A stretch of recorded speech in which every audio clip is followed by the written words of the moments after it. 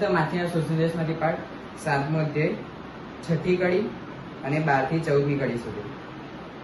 પવિત્ર વસ્તુ કૂતરાને નાખશો નહીં તો તેઓ સામે થઈને તમને ફાડી ખાશે. ભૂંડ આગળ તમારા મોતી વેડશો નહીં તો તેઓ તેને પગ તળે કચડી નાખશે. લોકો તમારી સાથે એમ એ રીતે વર્તે તેમ જ ઈચ્છતા હોય તે રીતે પણ તમે તેમની સાથે વર્તો. એ જ નિયમ સંહિતા અને પૈગંબરોની વાણીનો સાર છે. તમે સાંકડે દરવાજેથી દાખલ થશો, કારણ વિનાશ તરફ જતો માર્ગ મોકળો છે અને તેનો દરવાજો વિશાળ છે. તેમજ તેમાં દાખલ થનારાઓ ઘણા છે, પણ જીવન તરફ જતો માર્ગ સાંકડો છે અને તેનો દરવાજો નાનો છે. તેમ એને શોધી કાઢનાર ઓછા હોય છે. આ પ્રભુની વાણી છે.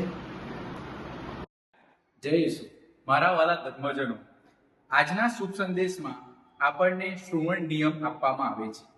તમે જેમ ઈચ્છો છો કે લોકો તમારી સાથે કરે તેમ તમે તેમની સાથે કરો.